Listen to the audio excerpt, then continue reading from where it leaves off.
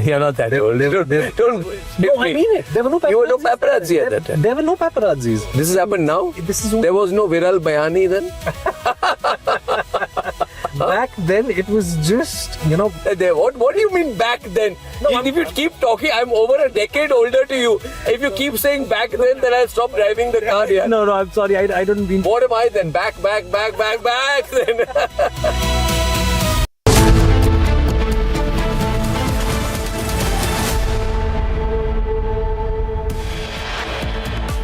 The top headlines: Vijay government in major controversy. DMK leader files complaint against DVK Minister Sarath Kumar over drug video. Demands NDPS probe.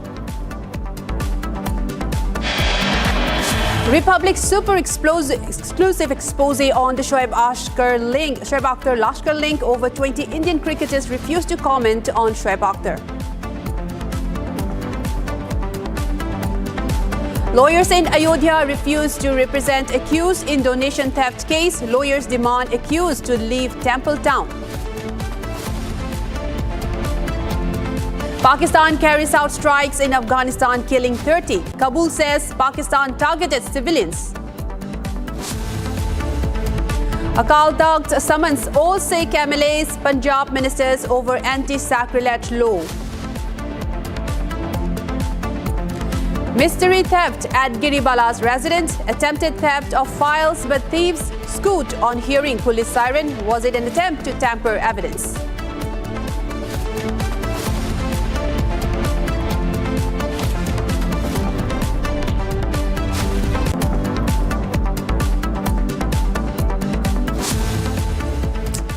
Viewers, in a big breaking news coming in at the moment, and a significant step aimed at empowering policyholders, the Insurance Regulatory and Development Authority of India, the IRDAI, is all set to roll out a discussion paper on insurance distribution reforms. The regulator is expected to roll out the paper anytime before July 10th. Now, the document will review the existing commissions, premiums, and the mis-selling practices that are prevalent in the industry. And now joining us live is Pranav Kulkarni, editor for Republic Business. A very good afternoon, and thank you so much for joining us on this broadcast. And Pranav, could you take us through this step that has been taken by the IRDAI and also its significance for our viewers? Well, absolutely. In fact, the IRDAI has shifted its focus on the consumers, the policyholders, and as a result of that, in fact, it is slated to roll out a discussion paper. Our sources tell us that the discussion paper is likely to be made public by about July 10, and it will primarily involve discussion around the distribution network. Now, one is, of course, the policyholder, and the second is the insurers, and in between them are the ones who actually sell those policies to policyholders, which includes agents, which also includes banks in case of bank assurances, where they sell certain products which are linked to insurance to customers. Now, the IRDAI consultation paper is expected to look into all these details and address each of these details in detail. In fact, what our sources are telling us is that any time before July, the paper will be rolled out, and once it is open for public consultation and the views are invited and reviewed by the regulator, they will be implemented in order to carry out a reform in the insurance sector. Right. And also, Pranav, could you tell us what some of the initiatives that the IRDA has taken so far regarding consumer protection? In fact, we have been in touch with IRDAI officials, and these officials primarily maintain that the insurer is of the view that your insurance is your right, and the whole focus of the insurer is towards the customer, that is the policyholder. Just to give you a perspective on what are the kind of numbers that look at, mis-selling, in fact, insurance mis-selling has been one of the major regulatory concerns in India. Open source data that was released by the IRDAI just last year shows that there has been around 14% increase on a year-on-year basis, and that accounts to about 22% of all life insurance grievances. So it just shows that mis-selling of insurance is a major concern, and the IRDAI just about a few weeks ago rolled out a paper wherein it had put out certain regulations, which also in fact includes a certain amount of fee towards the end of the year for insurance premiums collected, just to bring transparency. In fact, it has also allotted a fund of about 800 crore towards policyholder education and protection. So a number of initiatives have been taken by the regulator, and this paper that we are expecting on July 10 will be the latest one, and we will see how that rolls out, or that gets rolled out further after review and weightage by the policyholders as well as by the regulator. Right. Thank you so much for joining us and for giving us those insights, Pranav. Thank you so much. And now moving on to another breaking news update that's coming in from the ground, and this one from Ayodhya. Now, all the 8 accused who were produced before the court virtually and have been remanded to a judicial custody for 14 days. It's regarding the Ram Temple donation theft case. All of the 8 accused have been remanded to judicial custody for 14 days. The latest that we're tracking on the ground from Ayodhya as the controversy intensifies. Now, all of the 8 accused in this case have been virtually produced before the court and have been remanded to 14 days of judicial custody. A big crackdown by the government as well, where 8 accused have now been produced before the court, this one virtually, and have been remanded 14 days in judicial custody. This is the latest that we're tracking for you in the Ram Temple donation theft case. 8 accused have been produced and have been remanded now to 14 days of judicial custody as the probe intensifies in the Ram Temple donation theft case. The latest 8 of those accused, and these are the visuals of those 8 accused who have been produced before the court, and this time in the latest they were produced virtually before the court, and a judicial remand of 14 days have been awarded to them. It will be given to the judicial remand for 14 days now. The latest that we're tracking from the ground in Ayodhya, a major controversy that has erupted now after the Yogi government has warned of strong action against those involved in this case, where donations have been stolen, and 8 accused have been named in the FIR, and SIT probe has also been launched against this. And now, after being produced virtually before the court, a 14 days of judicial custody has been given to those 8 accused, and some of the names include the Tinu Yadav, one of the other have also been, the 7 others have also been arrested regarding this case. And also in the latest development, the main accused, the main person, the main trust, the general secretary of the trust also resigned, and more questioning are also being taken place. Now, I'm joined by my colleague Shubham, who has more updates on this. And thank you so much for joining us. We would like more on this. We are now getting reports that 14 days judicial remand have been awarded to the 8 accused. And what else do you have for us on this, on the Ram Temple controversy that we're tracking? की कोशिश ये की थी कि आखिर उनका रहन सहन कैसा था, उन्होंने क्या संपत्तियां बनाई और उनके परिवार के लोग क्या कह रहे थे इस पूरे चोरी के मामले को लेकर। लेकिन अब जब वीसी के जरिए पूछताछ हुई है तो इसमें साफ तौर पर जो पेशी हुई है उसमें साफ तौर पर यह सामने आया है कि 14 दिन की जेसी पे भेजा गया है, यानी कि न्यायिक हिरासत में उन्हें भेजा गया है। फिलहाल पुलिस रिमांड पर इसलिए नहीं मांग सकी इस बार की पेशी में क्योंकि पुलिस के पास कहीं ना कहीं साक्ष्यों की कमी नजर आ रही है। पुलिस अभी भी तहकीकात में जुटी हुई है कि आखिर इन 8 आरोपियों ने कहां-कहां लेन देन किया है, इन रुपयों को कहां खपाया है, ये संपत्ति कहां-कहां खरीदी है और उनका बैंकों का स्टेटमेंट क्या है। चूंकि एक संकेत करता है जब पेशी थी आज जो कि 11 बजे का समय।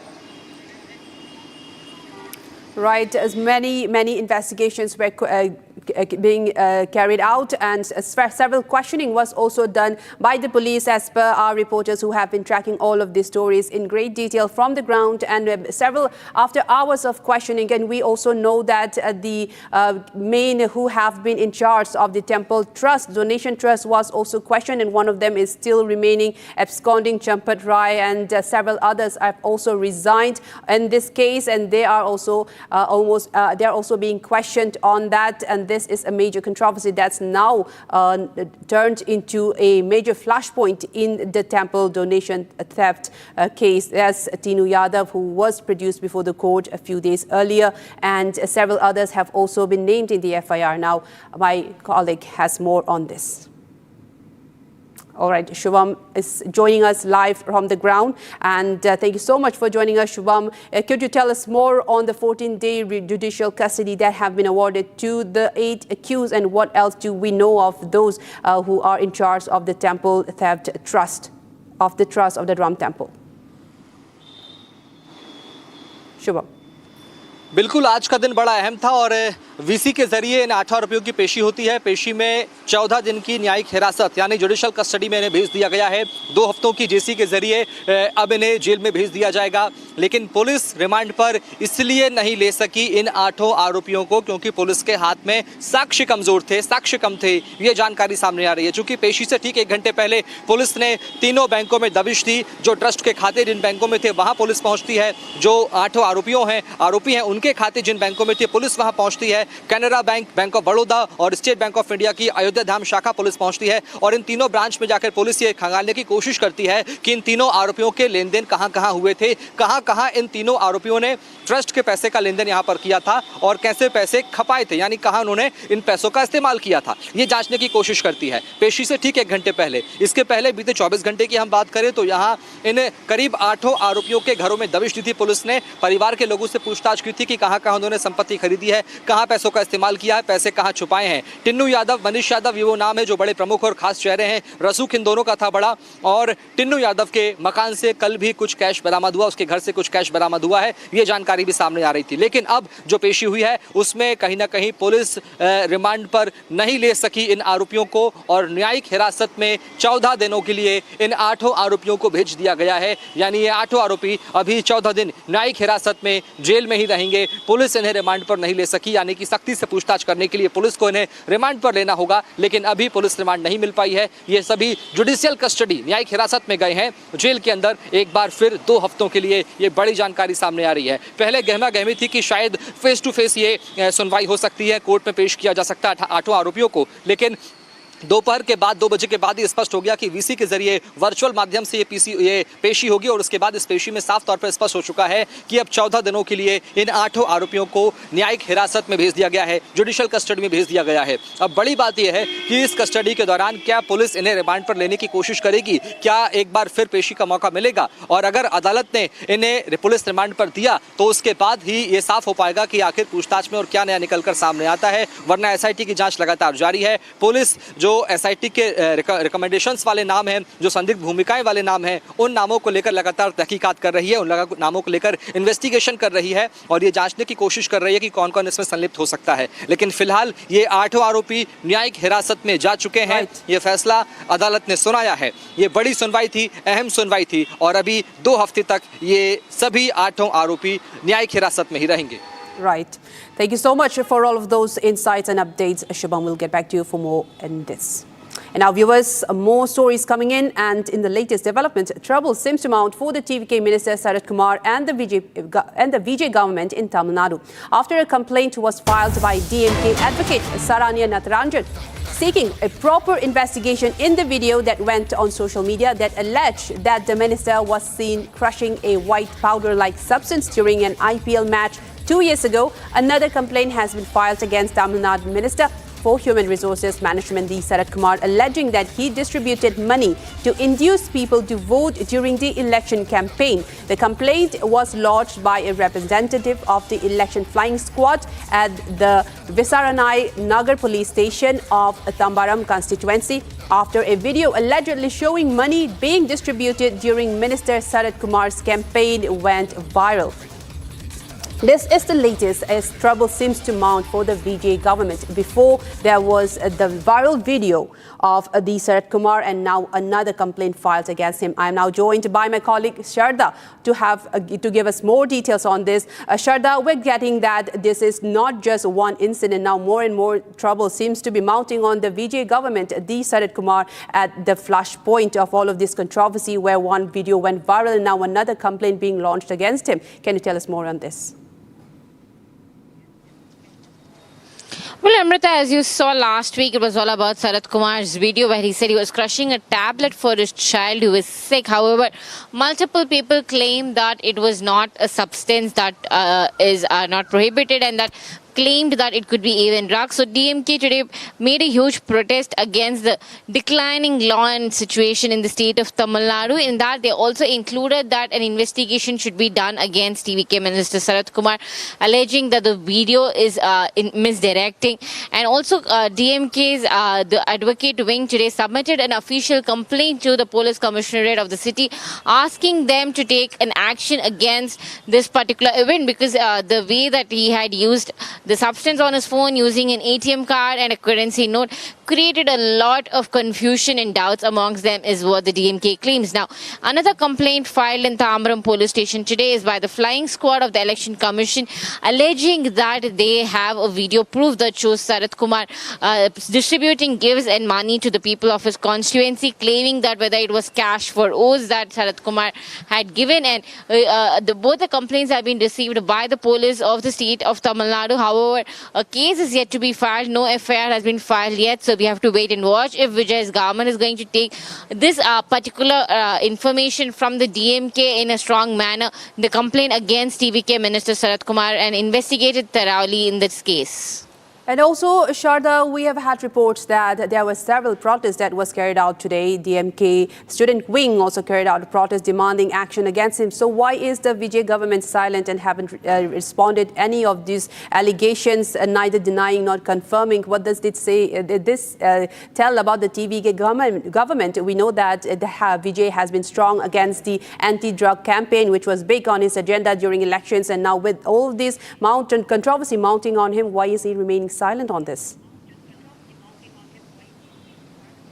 Well, the DMK's protest was completely on the declining law and order situation in the state of Tamil Nadu, especially on the two special task forces being implemented by the TVK. As you mentioned, TVK promised a drug-free state and a very safe society for women in the state, while the task force for women to take care of safety and also the drug-free state task force has been implemented by the Vijay's government. However, DMK claims that the number of complaints are increasing and it's not decreasing. And also DMK made a statement that most of the people involved in crimes are from the TVK. We saw MK Stalin yesterday saying that the state of Tamil Nadu is going towards underground after TVK has taken over in the state of Tamil Nadu and it became the ruling government. And now the question arises why the TVK has not taken any action against Sarath Kumar, because the video posted by Sarath Kumar after that, where he is explaining that it was a medicine given to the child, and he has also claimed that a doctor who prescribed the medicine also spoke on the video saying that it was the medicine that he prescribed. Now,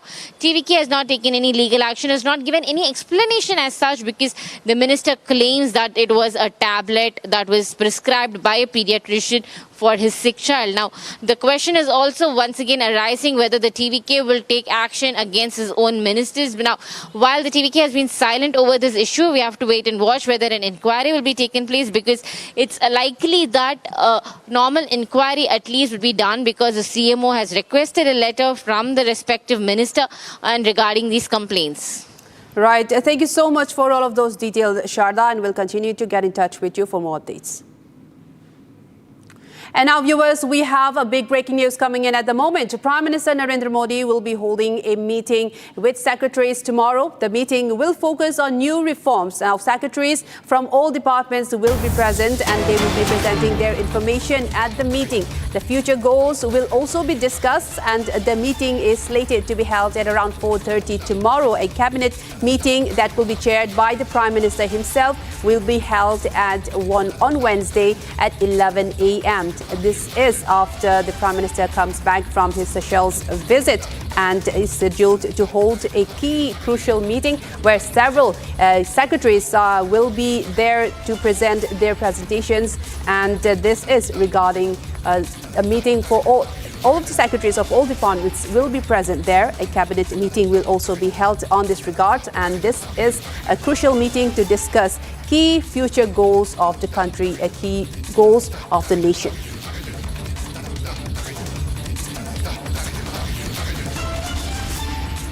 And moving ahead to win another story, Jammu and Kashmir has held a comprehensive dry run on the Amarnath Yatra route amid heightened security. The convoy left from Bhagwati Nagar base camp in Jammu for both Baltal and Pahalgam routes in Kashmir.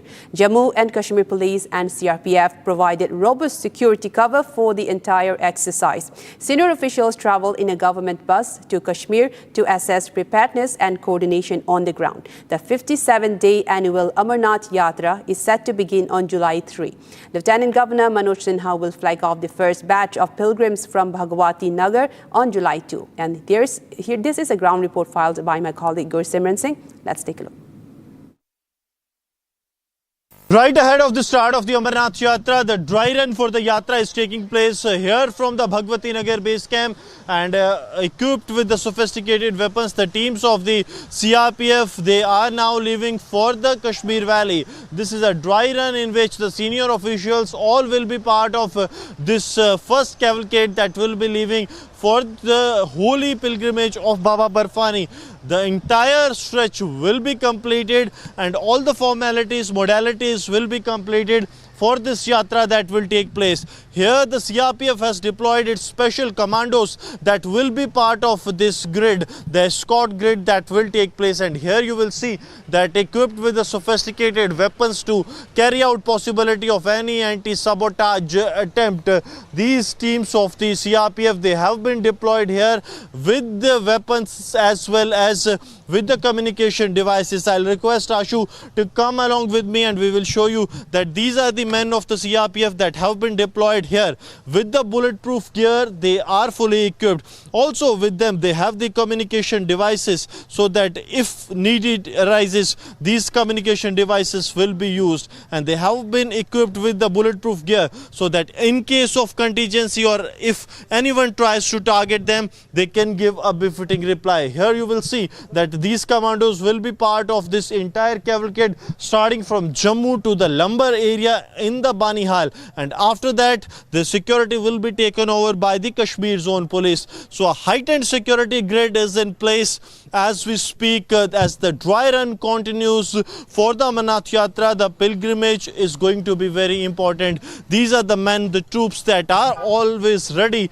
to give adversary a befitting reply, and here they are in a full ready state to ensure that as Yatra leaves for the Kashmir Valley, the dry run is taking place. They are ensuring that any untoward incident that is planned or is being orchestrated by the adversary or the enemies of the country, that can be foiled well within time.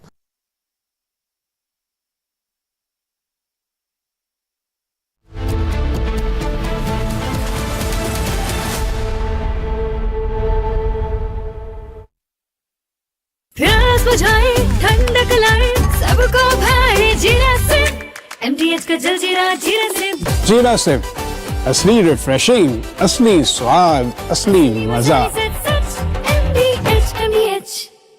AU savings account में मिलते हैं amazing benefits, paperless banking and higher interest, वो भी हर महीने। Money money money money every month. सोच बदलो और बैंक भी। थोड़े में ज्यादा स्वाद, यही तो है इसकी खास बात। वाओ मामा, क्या स्वाद है। अरे मेरे राजा, मसाला।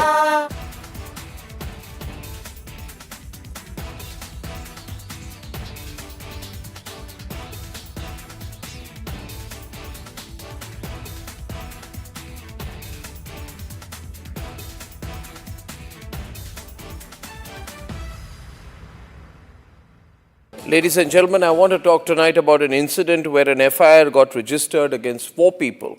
This is an incident which has happened in Madhya Pradesh, in Ujjain, and there is this strange video which shows a van suspended about 40 feet in the air. And it's suspended with a crane, some kind of a huge big crane. And there are explosives which are put inside this van, and then the van is detonated.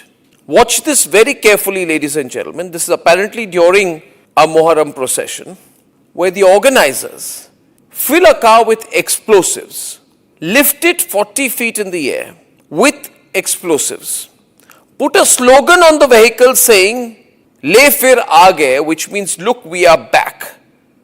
And then they explode the van.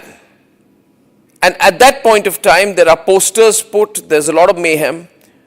It's also seen in the video that there are 2 people who are waving red flags before the blast, and the car is detonated mid-air amidst the spectators. There are videos from an Instagram account which also show a young man performing other explosion-related stunts, such as filling a drum with explosives and blasting it. And there are intense explosives used out there. This is all a celebration of explosions. These are not fireworks, let me tell you this, viewers. Now the police arrested the accused And there was a procession of the accused also taken out. The accused identified as one Shoaib, Zahid Khan and Taslim. Shoaib organized the event and Zahid and Taslim were the ones waving the flag while standing on the vehicle before the vehicle was blown up. This is what has happened.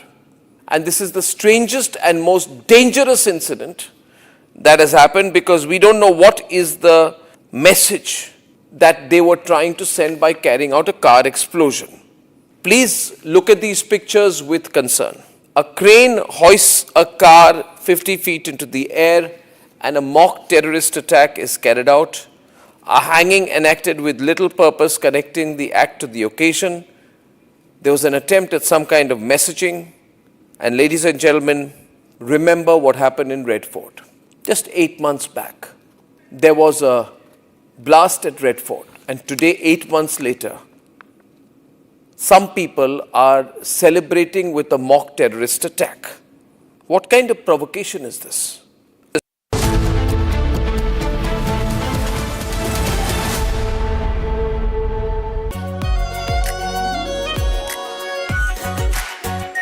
Our pure Shahi Paneer Masala. Delicious, healthy, every day.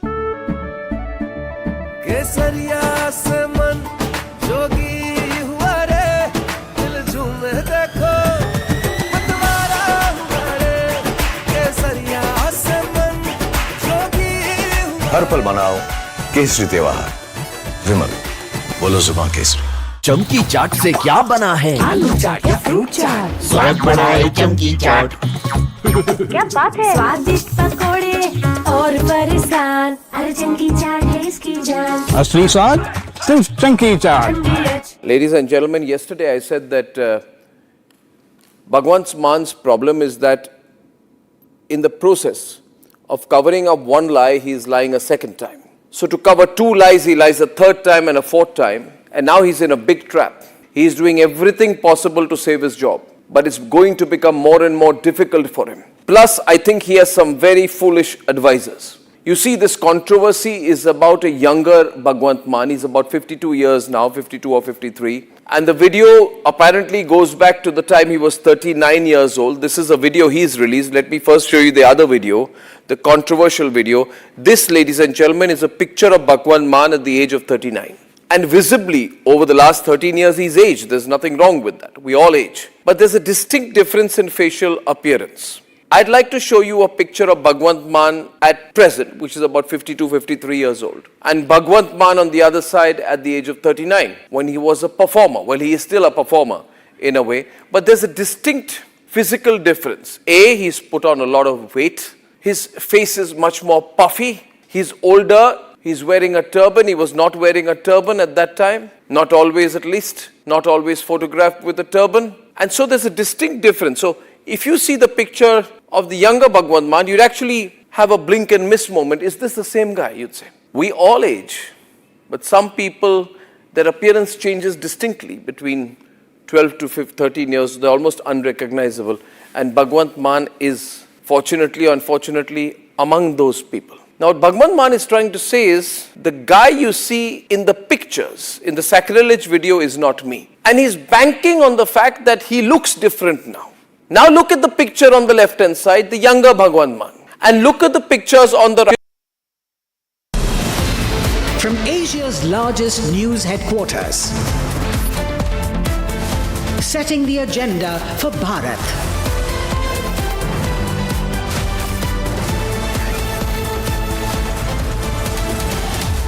You're watching Republic.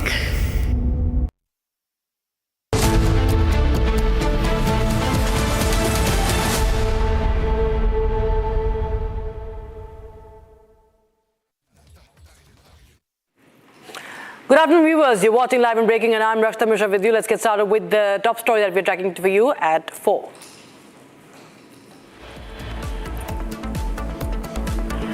Accused in Ram Mandir theft case sent to 14-day judicial custody. Vijay government in big controversy. DMK leader files complaint against TVK Minister Sharad Kumar over drug video, demands NDPS probe. A second complaint now filed over allegedly distributing money during campaign. Republic's super exclusive expose on Shoaib Lashkar link. Over 20 Indian cricketers refused to comment on Shoaib Akhtar links. Pakistan carries out strikes in Afghanistan, killing 30. Kabul says Pakistan target civilians.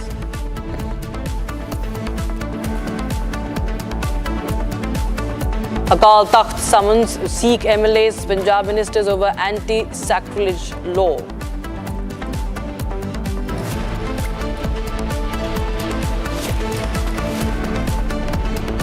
Mystery theft at Giripala Singh's residence, attempted theft of files. The thief scooped on hearing police siren. Was it an attempt to tamper evidence?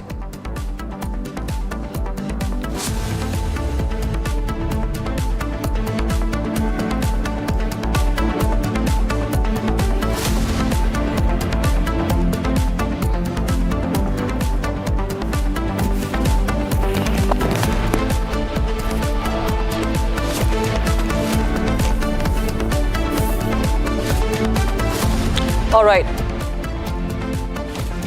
Now, viewers, on Saturday, Republic broke the agenda-setting story from Pakistan. Pakistani former cricketer Shoaib Akhtar was seen standing next to Lashkar-e-Taiba terrorists at his brother's funerals. There were 4 of the terrorists, including the mastermind of Pahalgam terror attack, who were seen with Shoaib Akhtar at his brother's funeral. Imam Rahman, aide of Pakistan Pahalgam terror attack mastermind Saifullah Qusuri, was also there. Republic also reached out to over 20 cricketers, Indian cricketers I'm talking about, former cricketers, for a comment on this, but they refused to speak up on the big expose on this link that has been now caught on camera. Once again, not new, but once again. And this is the Pahalgam terror attack mastermind, viewers. It's been a little more than a year. Our forces, of course, avenged the attack, but what we are seeing right now is absolute silence from the cricket fraternity here in India. We have Major General P.K. Sehgal joining us on the broadcast. Sir, well, we've seen that the Pakistan cricketers have had a history. Now we have in the latest Shoaib Akhtar, who's openly in public view, full public view, seen with these terrorists, including the Pahalgam terror attack mastermind. But we do not see any voice from India who has condemned this, not even forget talking about what action should be taken, why Pakistan should be isolated or not, but not a word of condemnation yet, sir. This is an extremely important expose by Republic. My compliments to Republic. It clearly indicates a very close linkage between the Pakistan establishment, the Pakistan ISI army and the terrorists. India has been loud and clear stating to everybody that Pakistan is a state which sponsors terrorism, carries out terrorist activities in India, and not only in India but all over the world. Wherever any terrorist activity takes place, Pakistan is directly or indirectly involved. Pakistan is always in a denial mode, and unfortunately for India, certain powers that have voting rights, like for America or China, particularly China, continues to back the Pakistanis on this. As far as India is concerned, India ought to condemn it very strongly. Even other cricketers who've been approached by the Republic channel, they remained silent on this. It is high time that the people of India put immense pressure on the governments across and this global sporting community also to take Pakistan for what it is. In fact, Pakistan is not only carrying out terrorist activities against India, but even the strikes that they've carried out against Afghanistan, where the civilians have been killed, particularly a lot of children, clearly indicates that as far as Pakistan army is concerned and the ISI is concerned and the terrorists are concerned, they're all in hand in glove in promoting such vicious activities across the globe. And India ought to capitalize on this. My once again compliments to the Republic channel for having exposed this. It somehow or the other did not gain the attention of the Indian community to the extent that it ought to have gained. And India very strongly need to once again take it up. After this Iran-America deal, Pakistan has unfortunately gained a certain amount of ascendancy over India. And at this point of time, Pakistan narrative is being accepted by the world, particularly the Western world that means business. This gives a wonderful opportunity for India to once again tear Pakistan apart and tell the world that it is Pakistan and Pakistan alone which is responsible for what is happening not only in the Indian subcontinent, but also across the globe. Back to you. Right, Major General P.K. Sehgal, appreciate you joining us on the broadcast with your thoughts. Thanks so much for joining us on Republic TV. Viewers, we'll continue to show you the video, viewers, that has that has once again exposed Pakistani link, the civil society links with the terrorists. We've seen the army officers of Pakistan attending funerals of terrorists. Now you have terrorists attending funeral of a former cricketer, a very, very popular face in Pakistan cricket. He's been very popular in India as well. We've seen many of our cricketers interacting in the past I'm saying, but they've had a sort of a bond with Shoaib Akhtar earlier. But today no one speaks up about it.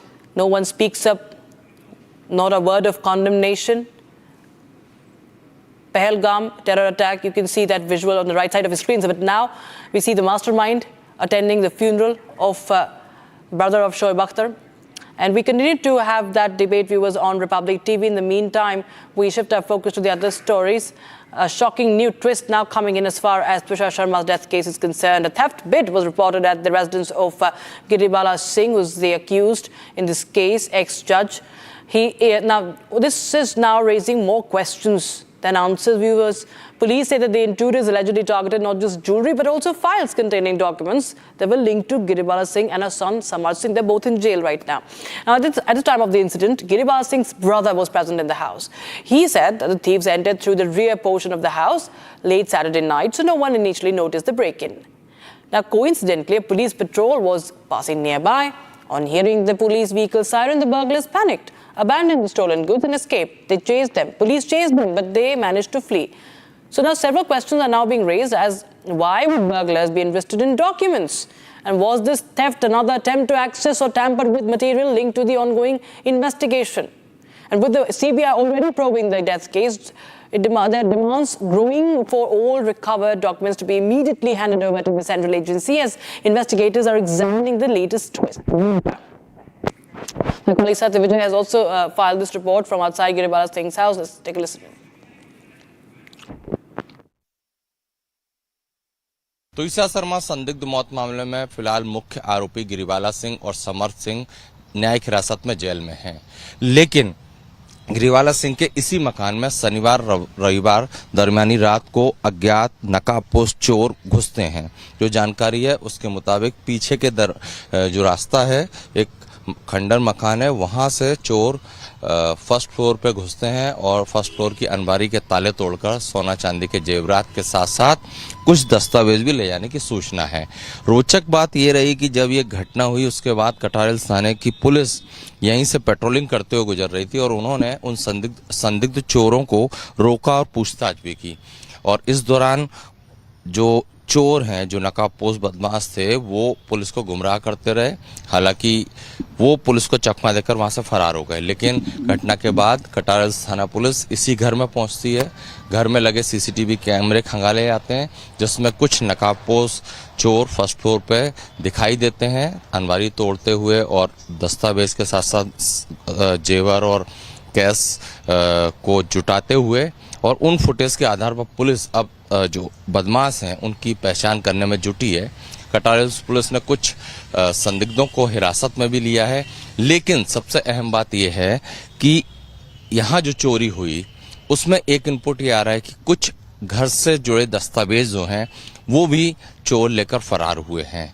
तो ये ऐसा तथ्य है कि चूंकि तुषार शर्मा संदिग्ध मौत मामले की जांच सीबीआई कर रही है, तो क्या वो दस्तावेज उस केस से जुड़े थे, ये जांच का विषय है। क्या उन दस्तावेजों को गायब करने के पीछे कोई षड्यंत्र था, ये जांच का विषय है और इन सब पहलुओं पर अब इन्वेस्टिगेशन जरूर होगी। Now, viewers, we have breaking news coming in the Ram Mandir theft case. Now, viewers, all the 8 accused have been produced in court virtually and now remanded to 14-day judicial custody, viewers. That's the breaking news we have right now. In fact, investigation is picking up pace in the matter, and so does the political heat as well. Temple theft case, viewers, 8 accused sent to judicial custody. And now we have Samajwadi Party chief Akhilesh Yadav now continuing to make statements, passing comments on Uttar Pradesh Chief Minister Yogi Adityanath, saying that despite visiting the city several times, the CM remained unaware of the key issues.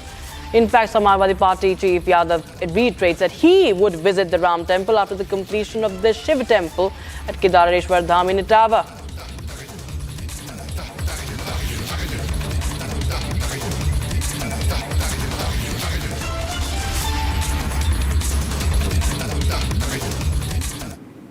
आपने tweet करके कहा है कि अगर सपा सरकार बनेगी तो एक आदर्श धार्मिक स्थल जो है अयोध्या बनाएंगे। इस बात को हम लोग इसलिए कह रहे हैं कि जिस तरह का विकास या जिस तरह का अयोध्या का काम होना चाहिए था, दुनिया के लोग जहां आते हैं तो कम से कम दुनिया के वर्ल्ड क्लास इंफ्रास्ट्रक्चर तो हो, और जो श्रद्धालु आते हैं, जिन्हें आस्था के साथ आते हैं, उन्हें सुविधाएं अंतर्राष्ट्रीय स्तर की मिले। आपने ट्वीट करके कहा है कि अगर सपा सरकार बनेगी तो एक आदर्श धार्मिक स्थल जो है अयोध्या बनाएंगे। इस बात को हम लोग इसलिए कह रहे हैं कि जिस तरह का विकास या जिस तरह का अयोध्या का काम होना चाहिए था, दुनिया के लोग जहां आते हैं तो कम से कम दुनिया के वर्ल्ड क्लास इंफ्रास्ट्रक्चर तो हो, और जो श्रद्धालु आते हैं, जिन्हें आस्था के साथ आते हैं, उन्हें सुविधाएं अंतर्राष्ट्रीय स्तर की मिले। In response, the Uttar Pradesh Chief Minister Yogi Adityanath has hit back at the Samajwadi Party chief, daring him to back the movement for the liberation of the Krishna Janmabhoomi temple on the lines of the Ram Janmabhoomi campaign. In fact, he also went on to invoke the police firing on car sevaks during Ram temple movement in 1990 when SP founder and Akhilesh's father Mulayam Singh Yadav was the chief minister of Uttar Pradesh. Listen into what Yogi Adityanath said. मैं कल Samajwadi party के अध्यक्ष श्री अखिलेश यादव जी का एक बयान पढ़ रहा था और कह रहे थे कि उनकी सरकार आएगी तो अयोध्या को धार्मिक नगरी बनाएगी। अरे आप क्या धार्मिक नगरी बनाएंगे? आपने तो अपना इतिहास देखे, राम भक्तों पर गोली आप ही के लोगों ने चलाई थी, आप ही की सरकार ने चलाई थी, समाजवादी पार्टी की सरकार ने। In fact, my colleague Shubham is joining us live on the broadcast from Ayodhya. Shubham, हम देख रहे हैं किस तरह से जो बयानबाजी चल रही है वो अभी तक जारी है। हम देख रहे हैं कि चाहे एक तरफ मामले में जो तफ्तीश है वो तूल पकड़ती जा रही है, लेकिन अखिलेश यादव जो हैं वो बार बार बात कर रहे हैं योगी आदित्यनाथ पर कि किस तरह से उनके नाक के नीचे ये सब कुछ हो रहा है। यहाँ तक कि वो कहते हैं कि वो अयोध्या जाएंगे लेकिन जब केदारेश्वर बनेगा। और अब योगी आदित्यनाथ बोलते हैं कि उन्होंने फिर से याद दिलाया कि 1990 में क्या हुआ था, और ये भी कहते हैं कि क्यों ना वो कृष्ण जन्मभूमि का भी समर्थन करें। बिल्कुल, 1990 में क्या हुआ था ये सब कुछ जानते हैं, लेकिन बड़ा सवाल यह है कि जब ये घटना हुई तो राम मंदिर में चढ़ावा चोरी का ये मामला ना सिर्फ करोड़ों के गबन का मामला है, बल्कि करोड़ों राम भक्तों की आस्था को, उनके विश्वास को ठेस पहुंचाने का भी मामला है, और ये उसे उजागर भी करता है।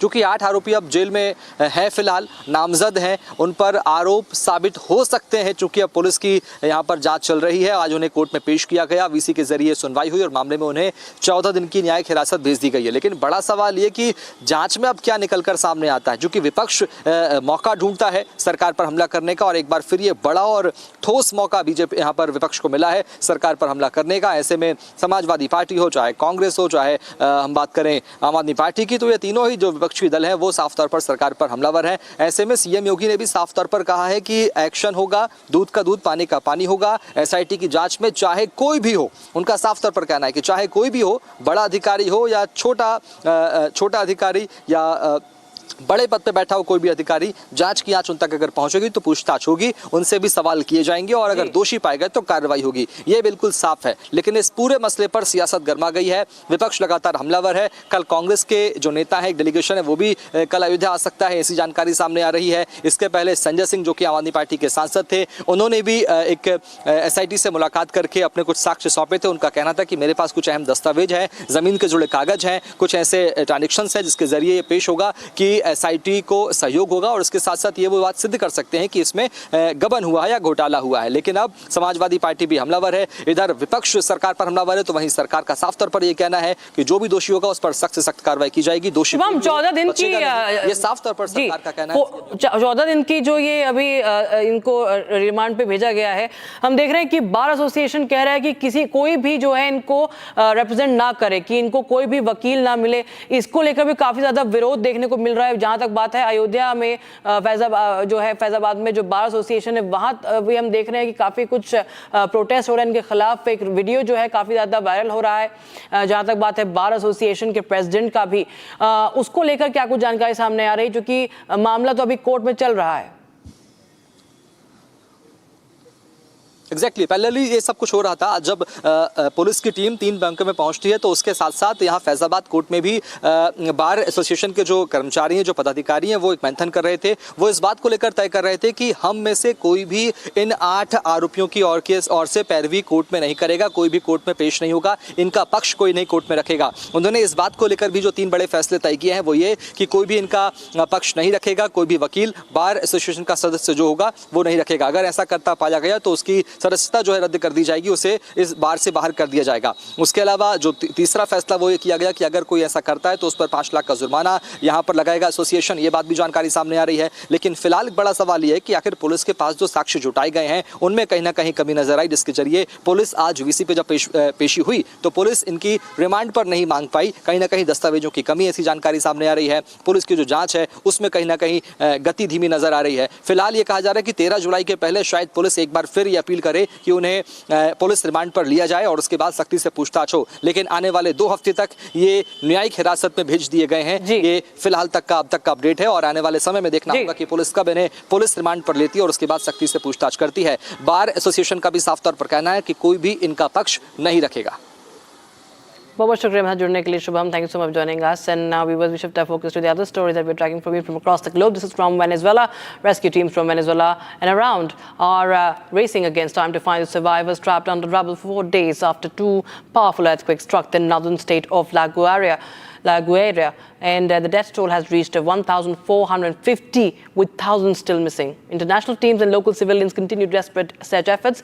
Criticism is also growing over the Venezuelan government's response, with many saying that the civilian-led efforts have been more effective than the government's. Now, even as the critical 72-hour golden window for rescues has passed, some survivors are still being pulled from the debris, giving anguished families a glimmer of hope. Over 2,600 rescue workers and nearly 140 specially trained dogs are working around the clock in the affected areas. The scale of the disaster has triggered a massive international humanitarian response. Take a look at this report.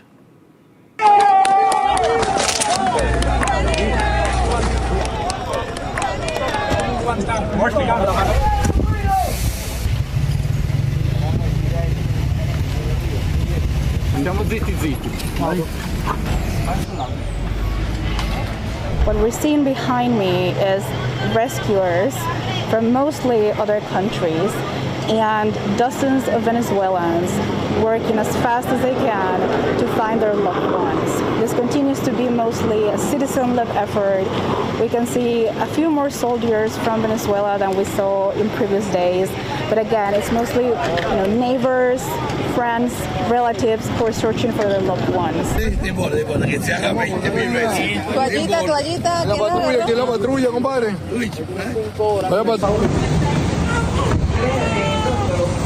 Hay que quitar primero la cámara. Vale. ¿Y tiene buen hueco de vida o no? Vale. Vale, seguimos trabajando, ¿vale?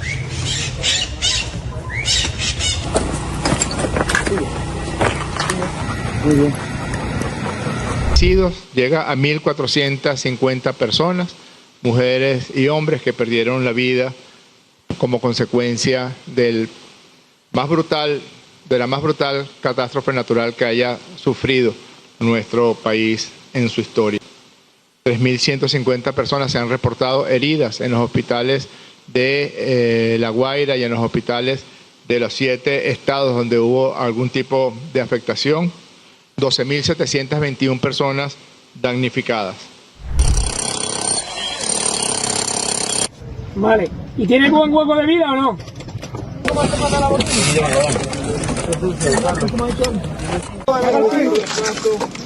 Una, dos, tres. No.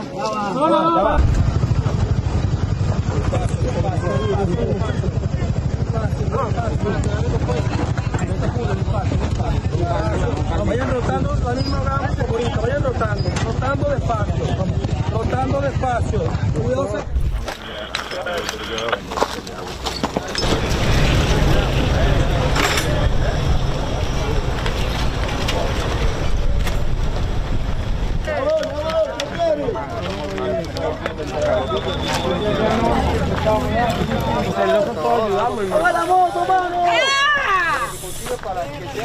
Bueno, desde el inicio, cuando nosotros comenzamos a hacer el trabajo de excavación, por así decirlo, entes de acá del estado con cámaras térmicas, como se han explotado algunas bombonas, nos dijeron que básicamente ahí no quedaba señales de vida. Sin embargo, nosotros nunca perdimos la fe, seguimos excavando. Luego vino la ayuda de México, hicieron oído y escuche y dijeron que no quedaban personas vivas porque nadie respondía. Luego vinieron los de Estados Unidos, metieron los perros y como los perros no ladraron, no hicieron nada, decían que no habían personas allí. Sin embargo, con todo eso nosotros no perdimos la fe porque sentíamos que ahí hay familiares de nosotros y estaban vivos. Y seguimos excavando y el día de ayer, bueno, se nos dio la oportunidad de comunicarnos con ellos. Nos comunicamos con 3 personas que están allá abajo, les quedaron 3.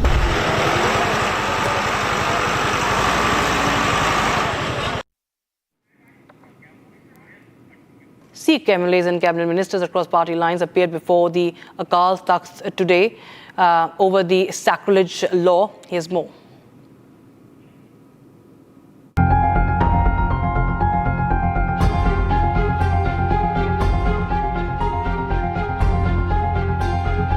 Sikh MLAs and cabinet ministers from across party lines appeared before the Akal Takht in Amritsar over the controversial Jagat Jot Shri Guru Granth Sahib Satkar Amendment Act of 2026.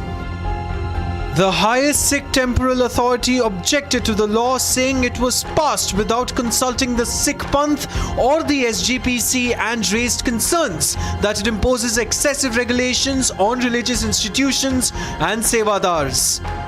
The Akal Takht argues that strict registry tracking and mandatory police reporting will end up harassing genuine sevadars and local committees over accidental handling of holy scriptures.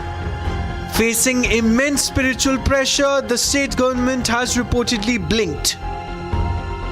Following the meeting, the Jathedar directed the Punjab government to address the Akal Takht objections within 30 days, even if it requires convening a special session of the Punjab Legislative Assembly.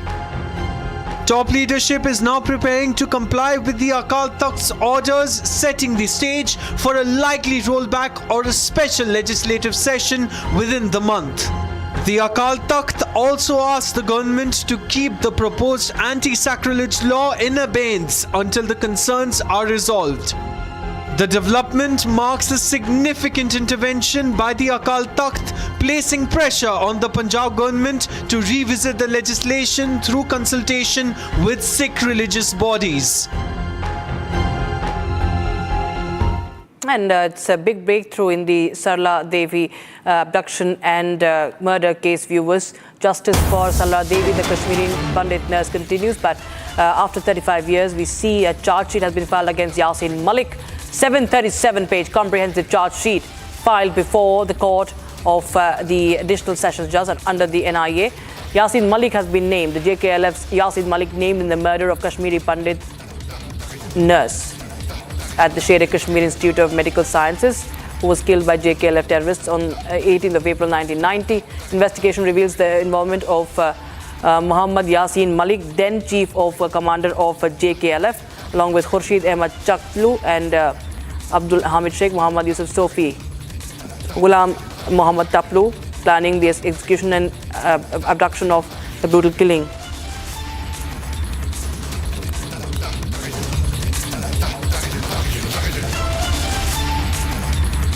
So the charge sheet has been filed against Yasin Malik as well, and several others also. 3 of the accused have died, and you have Yasin Malik already in judicial custody in another case, viewers. So this is the wait for justice has been going on for 35 years now, but Malik has been named as the mastermind in this case. All right, viewers, let's go for a short break right now, but on the other side we bring you the latest coming in the Tushar Sharma death case. Theft has been reported in Gariwala Singh's residence, but was this an attempt or a conspiracy to tamper evidence is the big question. We get you more on that. Stay tuned.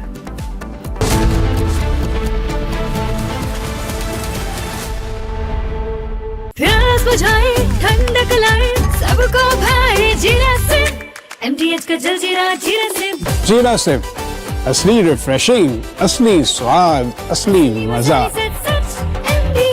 MTH केसरिया से मन जोगी हुआ रे, दिल झूमे देखो मतवारा हुआ रे, केसरिया से मन जोगी हुआ। हर पल मनाओ केसरी त्योहार, विमल बोलो जुबान Kesari.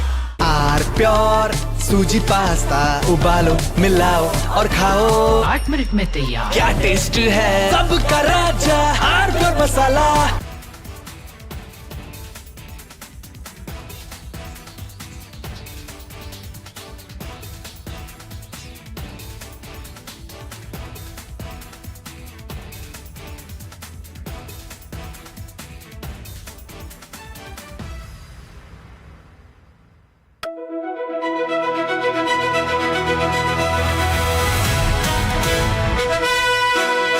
By the way, viewers, I'm driving in Delhi with Delhi wala boy Aman Gupta, who is too busy waving to his fans than talking to me.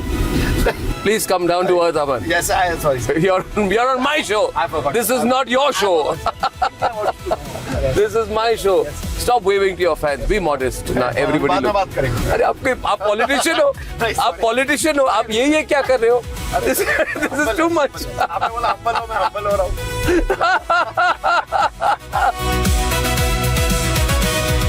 You became very famous during Balika Badhu.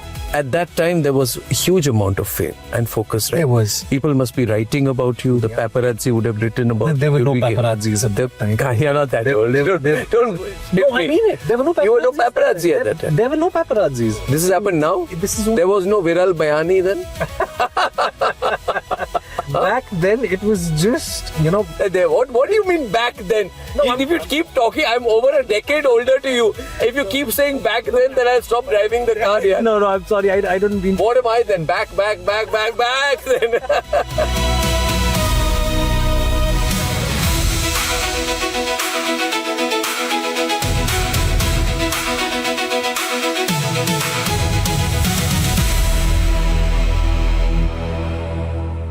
Ladies and gentlemen, yesterday I said that Bhagwant Man's problem is that in the process of covering up one lie, he is lying a second time. So to cover 2 lies, he lies a third time and a fourth time. And now he's in a big trap. He is doing everything possible to save his job. But it's going to become more and more difficult for him. Plus, I think he has some very foolish advisors. You see, this controversy is about a younger Bhagwant Man. He's about 52 years now, 52 or 53. And the video apparently goes back to the time he was 39 years old. This is a video.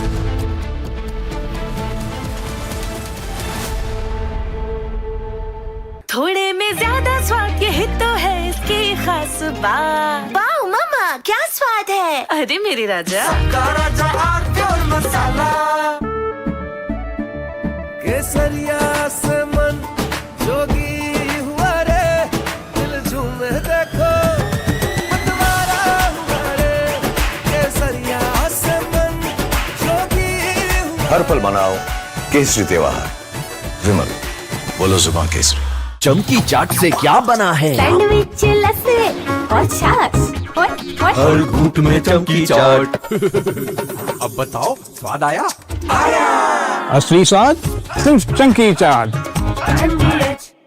Ladies and gentlemen, I want to talk tonight about an incident where an FIR got registered against 4 people This is an incident which has happened in Madhya Pradesh, in Ujjain, and there is this strange video which shows a van suspended about 40 feet in the air. And it's suspended with a crane, some kind of a huge big crane. And there are explosives which are put inside this van, and then the van is detonated. Watch this very carefully, ladies and gentlemen. This is apparently during a Moharram procession, where the organizers fill a car with explosives, lift it 40 feet in the air with explosives, put a slogan on the vehicle saying, "Le fir aage," which means, "Look, we are back." And then they explode the van. And at that point of time, there are posters put, there's a lot of mayhem. It's also seen in the video that there are two people who are waving red flags before the blast. And the car is detonated mid-air amidst the spectators. There are videos from an Instagram account which also show a young man performing other explosion-related stunts, such as filling a drum with explosives and blasting it. And there are intense explosives used out there. This is all a celebration of explosions. These are not fireworks, let me tell you this, viewers. Now, the police arrested the accused, and there was a procession of the accused also taken out. The accused identified as one Shoaib, Zahid Khan and Taslim. Shoaib organized the event, and Zahid and Taslim were the ones waving the flag while standing on the vehicle before the vehicle was blown up. This is what has happened. And this is the strangest and most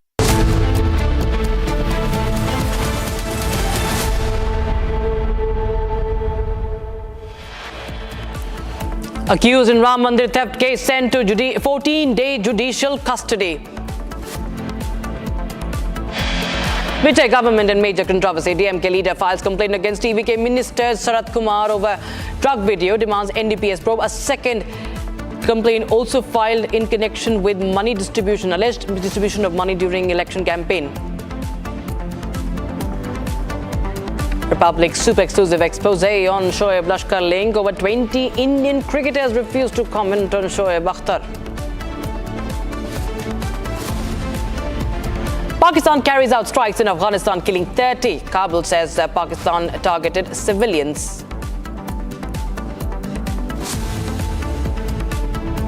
Akal Takht summons all Sikh MLAs, Punjab ministers over anti-sacrilege law. Mystery theft at Giribala Singh's residence. Attempted theft of files, but thieves scoot on hearing police silence. Was it an attempt to tamper with evidence?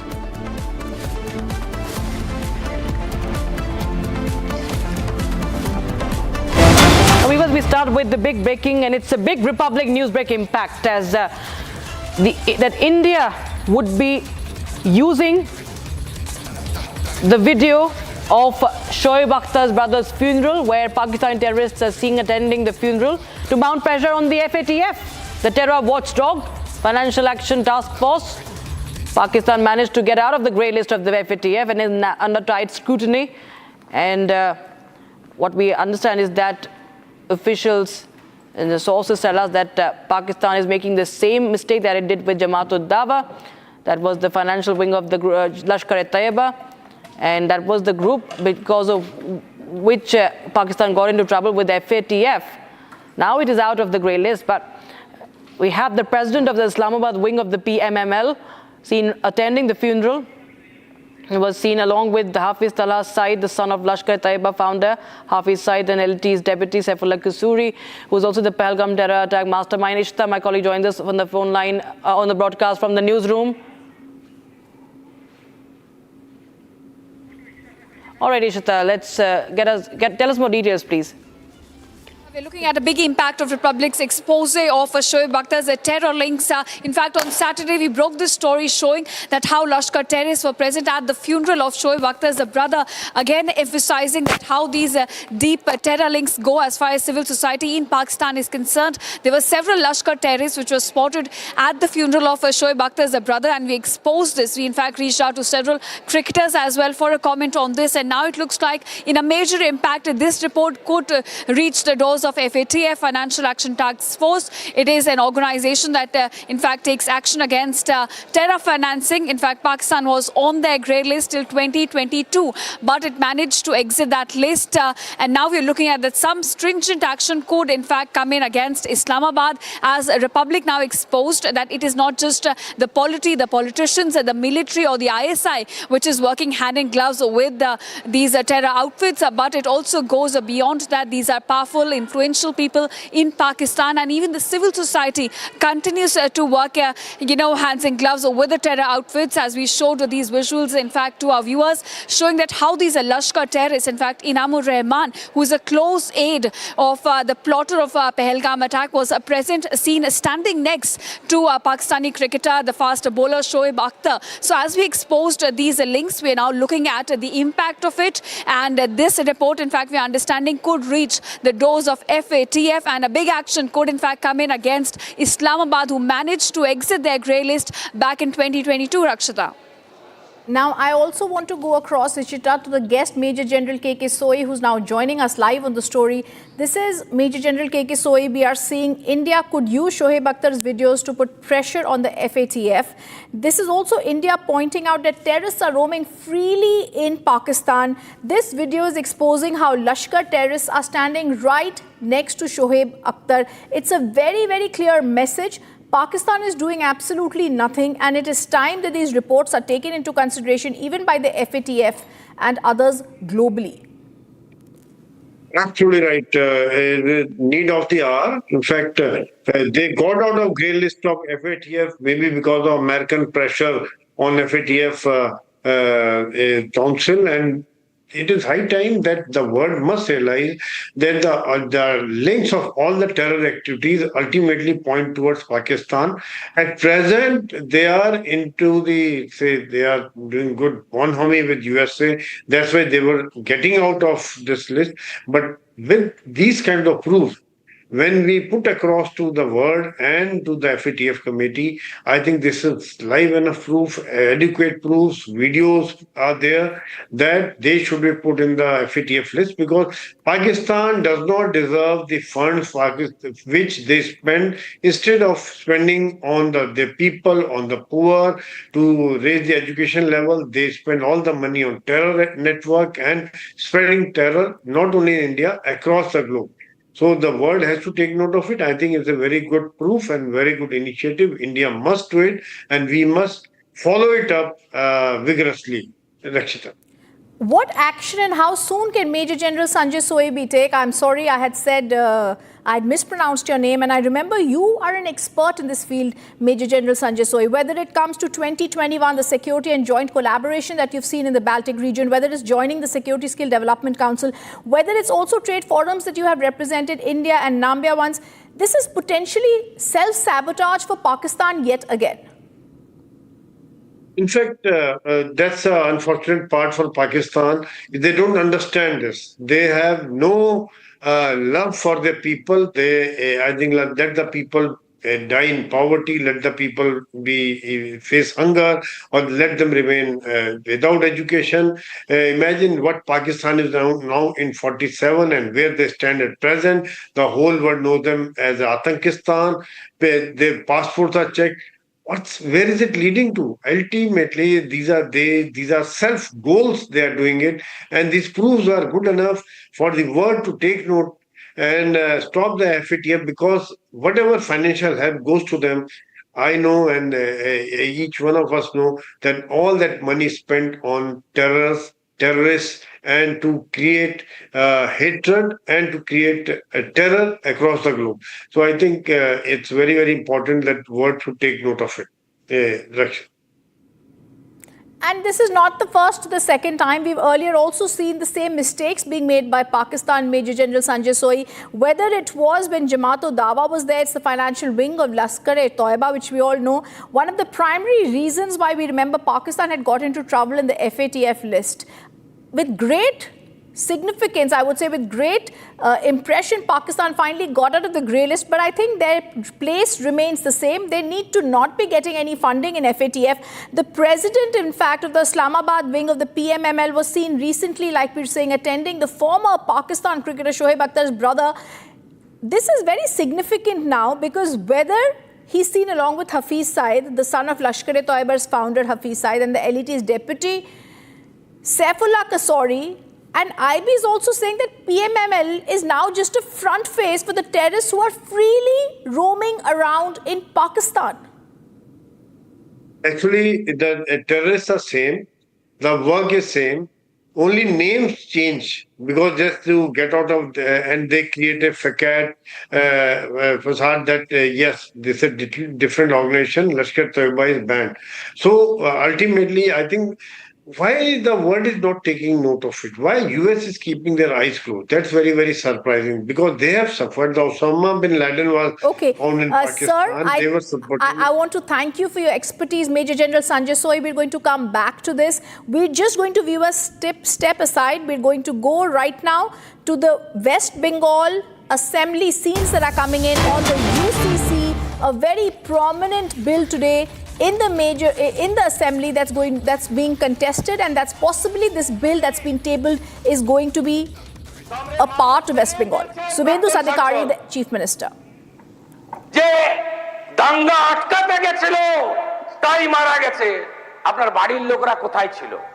বলে বাড়িতে ঢুকে পশু কাটার তরবারি দিয়ে কুপিয়ে কুপিয়ে মেরেছে। আরে ভোটটাকে দেন, ওই যে কাস্তা হাতুড়ি তারায়, তাহলে মারলো কেন?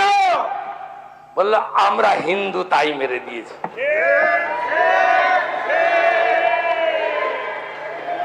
এই লোকগুলো 6 মাস 8 মাস জেলে থাকবে, বেরিয়ে আসবে,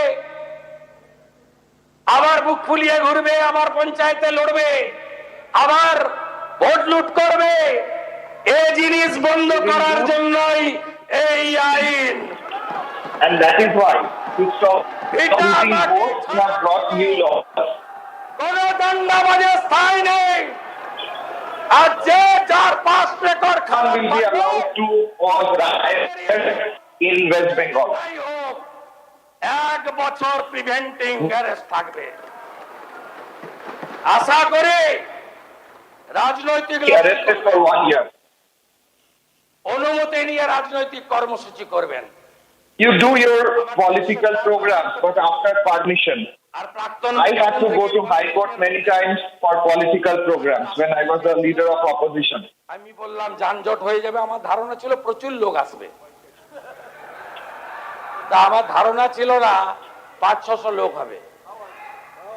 So we give permission for their rallies. I thought they will bring a lot of people, but now I see they don't have any people to bring in their program. Application করে দিয়ে কলকাতার রাস্তায় ভিক্টোরিয়ার সামনে ফিতা নিয়ে চলে যাবেন কি মামার বাড়ি নাকি?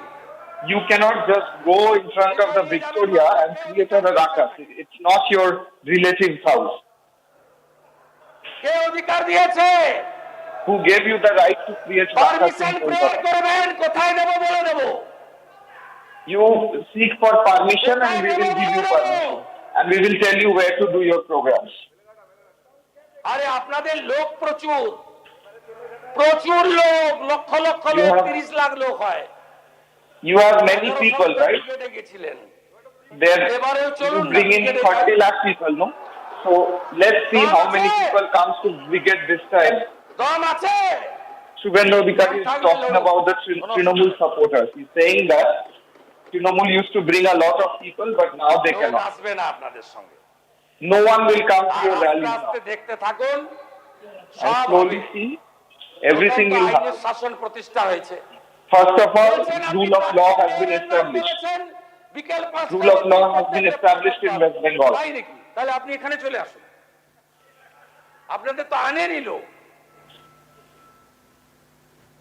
যাকে তোলার তুলেছি। আর একজন বলছেন arrested the ones who have created problem. তার পেন যায়নি কেন? আরে পেন যদি ফিরা রাখি হয় তাহলে দোয়াস্টার নাম Mamata Banerjee. So if the pen is Firhad Hakil, ink is Mamata Banerjee. The previous government used to work in such coordination. একসঙ্গে সবাইকে যেতে হবে, কিন্তু They used to create problems and crimes together. জোগাড় করছি, এভিডেন্স থাকলে কাউকেই ছাড়বো না। We are gathering evidence, and if we get evidence, we will leave no one. করিয়ে দেন, ভদ্রলোক যারা আছে তাদের উপরে প্রয়োগ হবে না। Good one. He's clearly talking about the former Bengal Chief Minister Mamata Banerjee, but today very crucial because the UCC is going to be looked at in great certainty in the West Bengal Legislative Assembly. We're going to go back to that, but viewers, there's breaking news coming in from Karnataka. The special intensive revision process is going to begin in Karnataka from tomorrow. It's going to continue till the 29th of July. Viewers, a total of 59,000 booth officers have been trained and deployed across the state.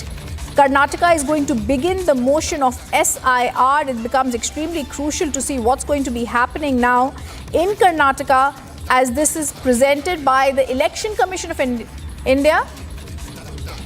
Smita is joining us live from our newsroom. Smita, very, very clearly, this is an exercise to prepare the pure, accurate and inclusive electoral roll that's being done by the Election Commission of India.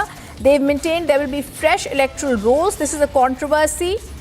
Because for the first time, existing electors across Karnataka are being asked to submit fresh forms. There are objections being raised, but this is very, very clearly being done, viewers, for the fact that India needs to have reform and SIR is trying to bring that forward. Now, we've seen, Smita, I want to come across to you now. SIR is clearly different from what's happened earlier, Smita. The entire state is now going to see statewide SIR process rolling in.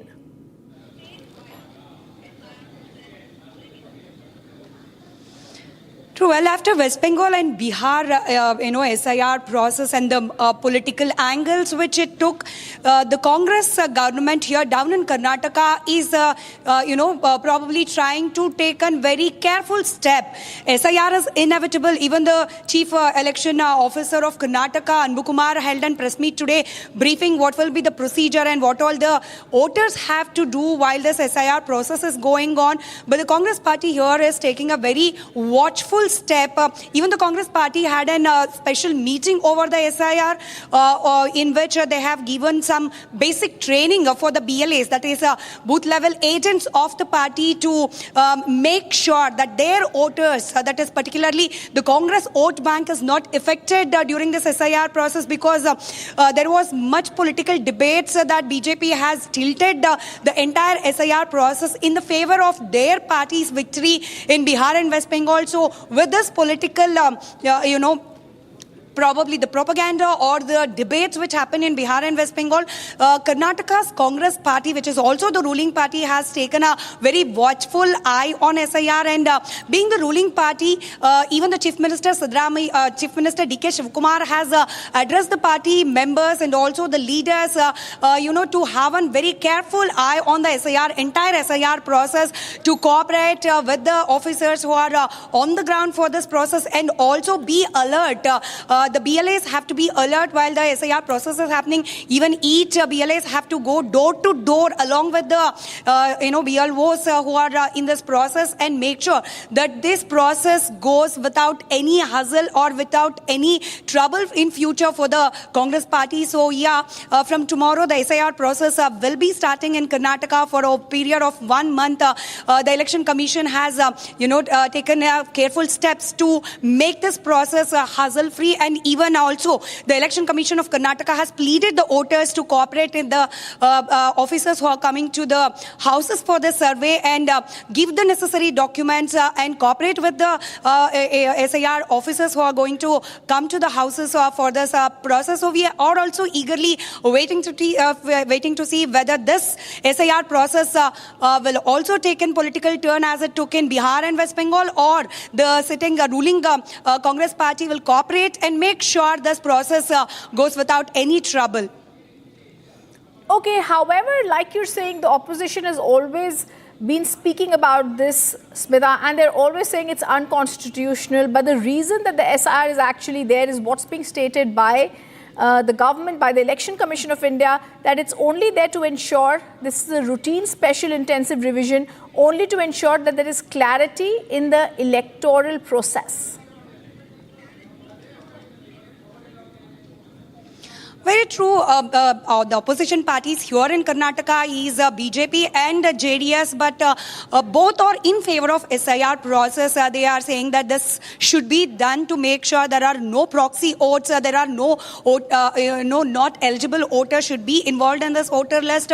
So the opposition side is very clear that they will cooperate for this SIR process. But as I said, the ruling party, that is Congress, it has understood probably from taking the example from what happened in West Bengal, they have also understood that if they oppose to the SIR strongly as Mamata Banerjee did in West Bengal, down here in Karnataka, it may, backstab them in the upcoming days or even in 2028 elections. So parties need to understand, they have probably fair elections. That's the name of the game. I thank you, Smita, for giving us that perspective. Let's see what happens in Karnataka. Viewers, we're moving on to the other breaking news coming in. This time from Jammu. 14 people have been detained by GRP Jammu ahead of the Amarnath Yatra 2026. The GRP Jammu has intensified the security arrangements for the Amarnath Yatra. 5 preventive complaints registered under sections have also been there. I also want to go across to Gursimran, who's joining us live on the story. Gursimran, it's the time for Amarnath Yatra. 14 accused have been produced before the Executive Magistrates Court. Preventive checking and surveillance is being done to continue throughout the Amarnath Yatra to ensure the pilgrim's safety. What are you picking about the people, the 14 people who have been detained, Gursimran? See, it was right ahead of the Amarnath Yatra that the security has been beefed up, and keeping that security in highest of the alertness, the security forces were carrying out the regular surveillance. During the surveillance, they saw 14 suspects that have been apprehended by the security forces. They were roaming in the area of the railway station in Jammu, after which the GRP got into action along with the paramilitary force, and they detained all these 14 suspects. Soon after that, they were presented before the first-class executive magistrate at the Tahsil Bahu, after which they were charged under the sections 3, 9 and 128 of the Bharatiya Nyaya Sanhita. Now the further action will also follow, but the security forces are saying that in days to come they are going to intensify this crackdown because they want the peaceful conduct of the Amarnath Yatra to take place. And since the train has reached Kashmir Valley, so the focus will also be on the railway stations because they also are the probable targets for those who are trying to disrupt peace. Thank you, Gursimran, for giving us those details. Viewers, we're moving on to our top focus story from Venezuela. There are rescue teams from Venezuela and around the world that are racing against time to find survivors trapped under the rubble 4 days after 2 powerful earthquakes had struck the northern state of La Guaira. The death toll has reached 1,450, with thousands still missing. While international teams and local civilians continue desperate search efforts, criticism is growing towards the government's response, with many saying civilian-led efforts have been more effective. Even as the critical 72-hour golden window for rescues is passed, some survivors are still being pulled from the debris, giving an anguistic and very anguished family a glimmer of hope. Over 2,600 rescue workers, nearly 140 specially trained dogs working around the clock in these areas. The scale of the disaster triggered a massive international humanitarian response. Take a look.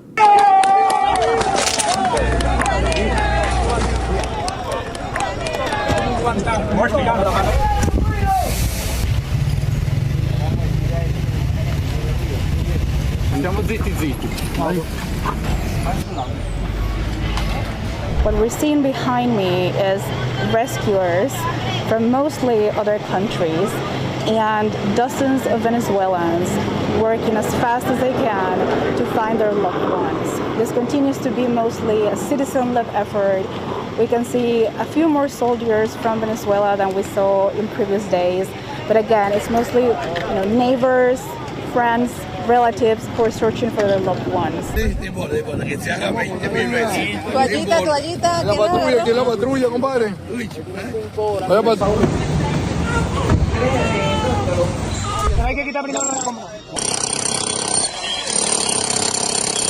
Vale, ¿y tiene buen hueco de vida o no? Vale.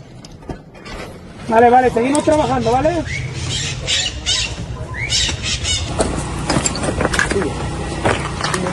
Muy bien.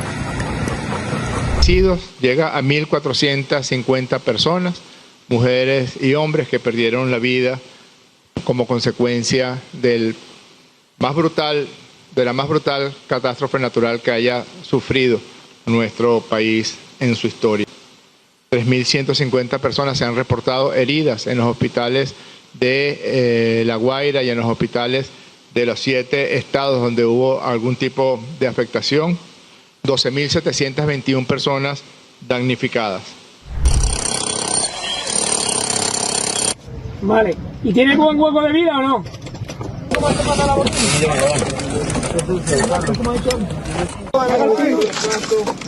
Una, dos, tres.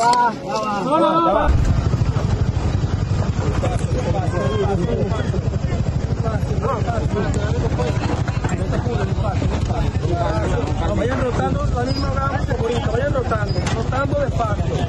rotando despacio. Cuidado.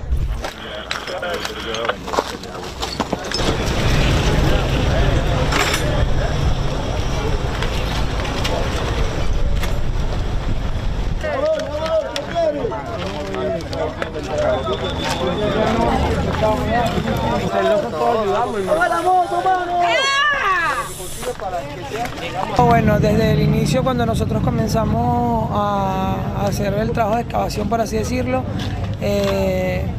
entes de acá del estado con cámaras térmicas, como se han explotado algunas bombonas, nos dijeron que básicamente ahí no quedaba señales de vida. Sin embargo, nosotros nunca perdimos la fe, seguimos excavando. Luego vino la ayuda de México, hicieron oído y escuche y dijeron que no quedaban personas vivas porque nadie respondía. Luego vinieron los de Estados Unidos, metieron los perros y como los perros no ladraron, no hicieron nada, decían que no habían personas allí. Sin embargo, con todo eso nosotros no perdimos la fe porque sentíamos que ahí hay familiares de nosotros que estaban vivos. Y seguimos excavando y el día de ayer, bueno, se nos dio la oportunidad de comunicarnos con ellos. Nos comunicamos con 3 personas que están allá abajo, les quedaron 3 personas.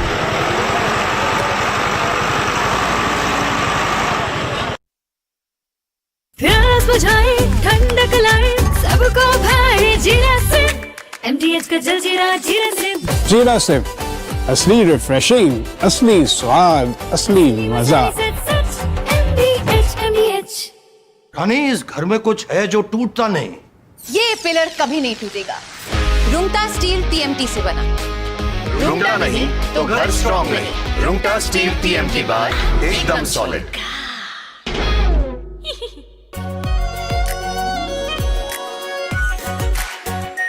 Are pure shahi paneer masala, delicious, healthy every day.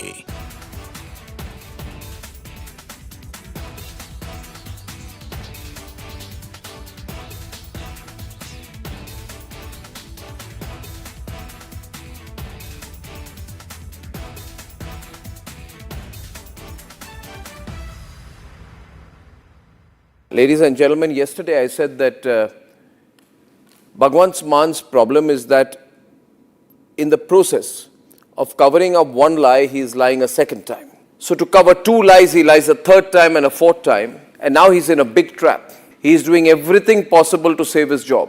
But it's going to become more and more difficult for him. Plus, I think he has some very foolish advisors. You see, this controversy is about a younger Bhagwant Mann. He's about 52 years now, 52 or 53. And the video apparently goes back to the time he was 39 years old. This is a video he's released. Let me first show you the other video, the controversial video.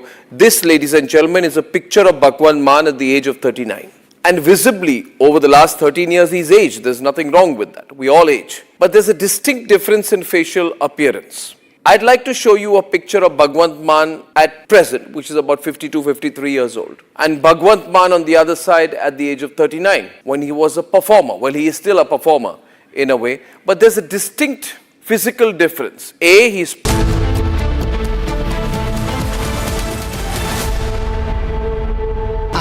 Pure सूजी pasta उबालो मिलाओ और खाओ 8 minute में तैयार। क्या taste है सबका राजा आर प्योर मसाला। केसरिया से मन जोगी हुआ रे, दिल झूमे देखो मतवारा हुआ रे। केसरिया से मन जोगी हुआ। हर पल मनाओ केसरी त्योहार, विमल, बोलो जुबान केसरी। चमकी चाट से क्या बना है? सैंडविच, लस्सी और छाछ और हर घूंट में चमकी चाट। अब बताओ, स्वाद आया? असली स्वाद सिर्फ चमकी चाट।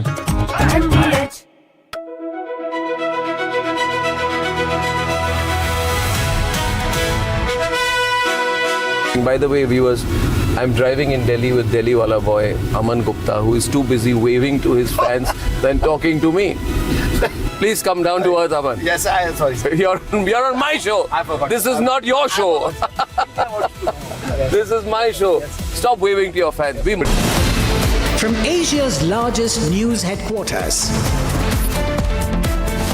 setting the agenda for Bharat.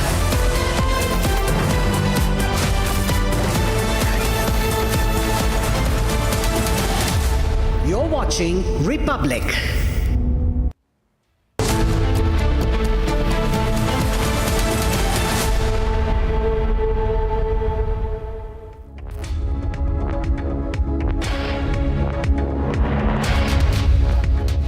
A very good afternoon, viewers. You're watching Republic. I'm Chongtham Amrita, and in a video that was exposed by Republic, Pakistani cricketing legend Shoaib Akhtar mingling with many LET terrorists, and also the links between the Pahalgam terrorist mastermind in a funeral for his brother. Why is the Indian fraternity of sports silent on that video? These are some of the latest that we're tracking and more. But first, take a look at the headlines. The 8 accused in the Ram temper theft case have now been sent to 14-day judicial custody. BJP government in major controversy. DMK leader files complaint against DVK Minister Sarat Kumar over drug video, demands NDPS probe. Republic super exclusive expose and Shoaib Laskar link. Over 20 Indian cricketers refuse to comment on Shoaib Akhtar.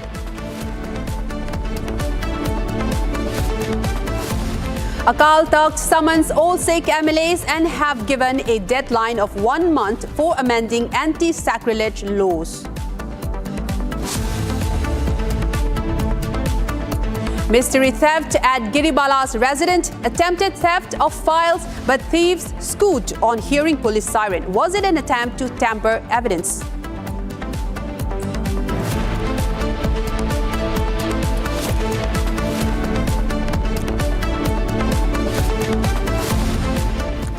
Now, viewers, a big story coming in from Tamil Nadu. Now, trouble continues to mount for the TVK Minister Sarat Kumar and the VJ government after a complaint was filed by DMK advocate Saranya Natarajan seeking proper investigation in the video that went on social media that alleged that the minister was seen crushing a powder-like substance during an IPL match 2 years ago. Another complaint has been filed against Tamil Nadu Minister for Human Resources Management, D. Sarat Kumar, alleging that he distributed money to induce people to vote during the election campaign. The complaint was lodged by a representative of the election flying squad at the Visaranai Nagar police station of Tambaram constituency after a video allegedly showing money being distributed during Minister Sharat Kumar's campaign went viral. Trouble seems to mount for the VJ government in Tamil Nadu.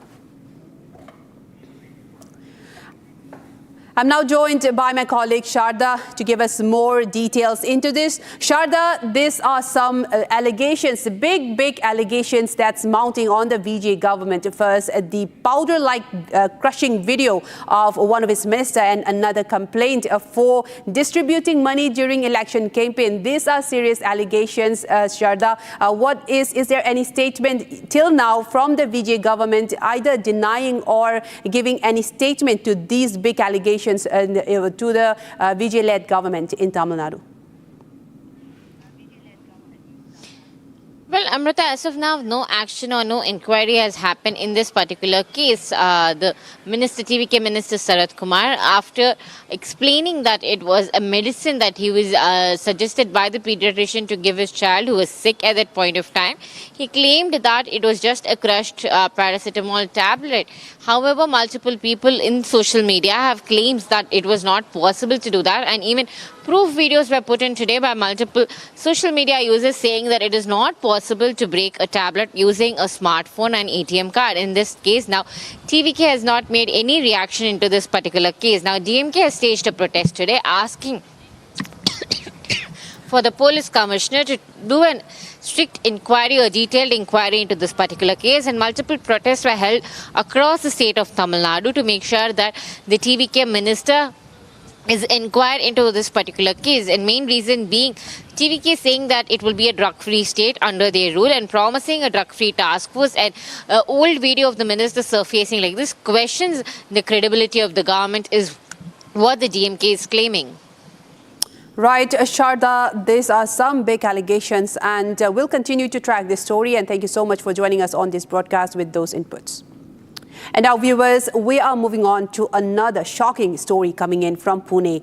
This is in connection to the Lohagarh murder case. The accused Sia and Chetan are to be produced in court shortly in connection to the murder of Ketan Agarwal in Pune. A high-profile case has now emerged in this, with several allegations also being traded between Sia and Chetan, blaming each other for the final push and the motive of the murder. And they have been interrogated separately along with their parents as well, interrogated several hours. And in the latest, Sia and Chetan are to be produced before the court today.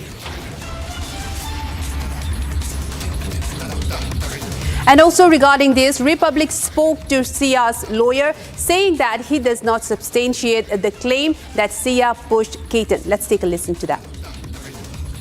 मैं ये कह रहा हूँ कि पूरे तथ्य से ये कहीं से ऐसे ये सिद्ध नहीं हो पा रहा है, और हमें देखना होगा क्योंकि पुलिस भी इसमें अपने हर तरीके से, हर एंगल से जो है सच को लाने की कोशिश कर रही है ताकि सच्चाई जो है लोगों तक आ सके, और उस दिन क्या हुआ था ये बात जो है क्लैरिटी के साथ जो है सामने आ सके।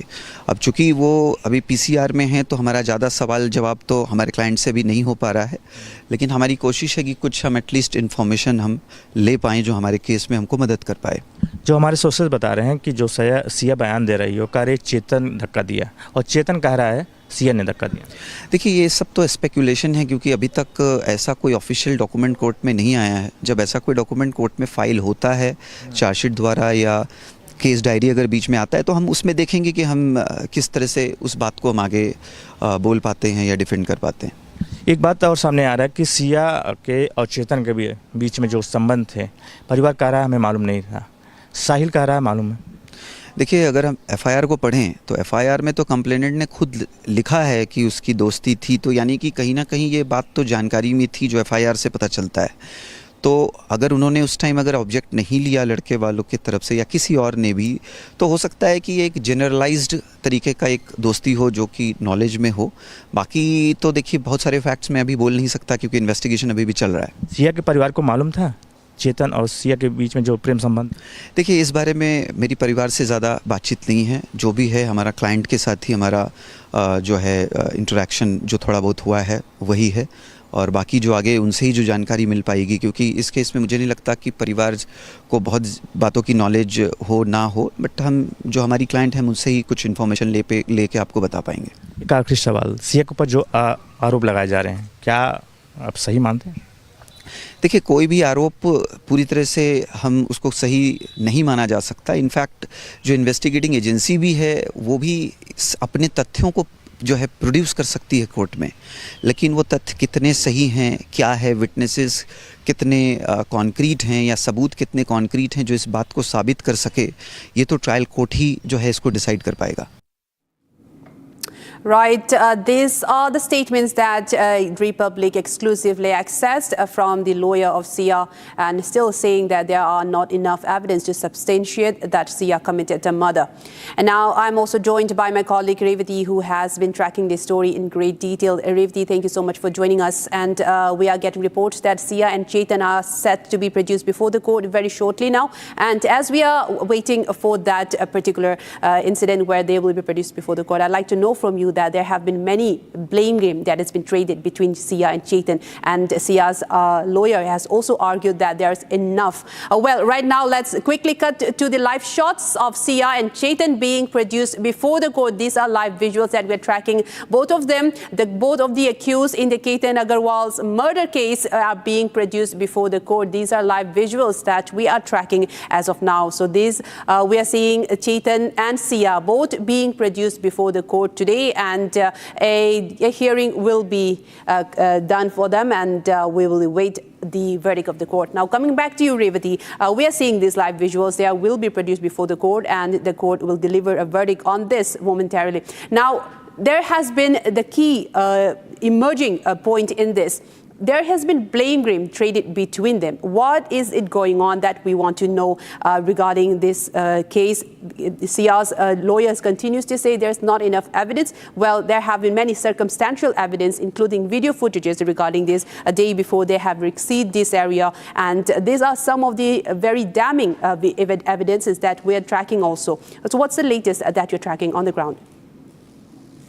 Right. So before moving forward, I would like to mention that the hearing has already begun, and the public prosecutor has presented his side, and as well as both the defense counsel, Vipul Dishing, advocate for Sia, and another defense counsel for Chetan Chaudhary, Ram Shahane, has also presented the side. Also, in the argument in the court, which is going on right now, the defense counsel has said that this is becoming a media trial. So it is clearly said that if a person has fallen from a cliff, how it can be a murder on the basis of the parents' claims is what the defense counsel has argued. Also, the public prosecutor has said that all the other aspects, such as Chetan Chaudhary's clothes, needs to be seized, where the clothes which he was wearing during the crime scene, and both Sia and Chetan needs to be taken to the spot together to recreate the scene. Also, to counter this, the defense counsel for Sia said that this is in this country such a recreation hasn't been done. So is it really important? The police custody for 7 days shouldn't be granted, because the public prosecutor demanded for a police custody of 7 days. So the arguments are currently going on in the court, and the decision will be given by the court shortly. And also, Revati, these are some very tough times for the family as well. We have heard earlier there have been exclusive interviews with the family of Sia, and also from Chetan's family as well. Both of them disowning their children, saying that if they in fact committed the murder, then they would receive the same kinds of punishment. Now, with these lawyers defending them, and that is quite natural, saying that there were not enough evidences. What could more can be expected? Because there's a person who have been killed, and there has been many chats that have been deleted between those two, and there's an affair that was going on. So all of this points to a very circumstantial amount of evidence where a murder was carried out. With this defense, what could that lead to? We would like to know on that more, Revati. So most important takeaway in this particular matter is that the top police sources say that the people who visited Lohagarh Fort within that time span, which is when Sia and Chetan Agarwal reached the Lohagarh Fort until the crime was executed. Within that time span, the visitors of Lohagarh Fort will be also scrutinized, and their statement will also be recorded. And as of now, it is said that the CCTV footage to get these witnesses' statement has been scrutinized, and they are being contacted by the Pune Rural Police. So that is the biggest takeaway. Also, the most important thing is that yesterday a separate recreation along with the dummy body was done by rural police, and also Sia showed the details, minute details from the route which they took to climb the Lohagarh fort. Also, Chetan Chaudhary showed the route to the rural police. But now, what the public prosecutor is demanding or is arguing is that the both Sia and Chetan shall be brought together, and then a recreation shall be made, is what the demand is being made. So they need a 7 days police custody. Also, the parents, Ketan Agarwal's parents are in deep shock, and they demanded a justice. They also met a CM of Maharashtra, Devendra Fadnavis, and a special public prosecutor, Ujjwal Nikam, has taken up their case. On the other hand, Sia Goel's parents whose father, her father actually was admitted at a private hospital in Pune. He said that even if my daughter is found guilty in this, she shall face the punishment. So overall, as of now, 7 days police custody is demanded by the police and public prosecutors. So it will be important to see that what decision is given by the court considering all factors. That's right. Thank you so much for all of your inputs, Revati, and we'll continue to track this story as both Chetan and Sia was produced before the court shortly, and also Sia allegedly said that she wants a change of her for her counsel. So these are some of the latest that we're tracking, but now we move on to another big story. Now a big Republican impact. In fact, pressure mounts on Pakistan, which is set to mount at the Financial Action Task Force, the FATF, after several videos of terrorists roaming around in the open have surfaced. Now, Pakistan, which had managed to get out of the grey list of the FATF, is now under tight scrutiny after it assured that it would do more to curb terror financing. Now, on the one hand, it has to stay out of the FATF's radar, and on the other, it cannot afford to displease its proxies, such as the LET. Now, there on your visuals, LET members out in the open, very openly, in a funeral ceremony of the brother of Shoaib Akhtar, a Pakistani cricket legend, a public personality. Now we are seeing several people, key individuals of the Lashkar-e-Toiba, and not just that, the key members of the PMML, which is considered the political front of the LET, and this linked with the Pahalgam terrorist mastermind. So these are big names in the LET, and an organization that has been flagged by the United Nations.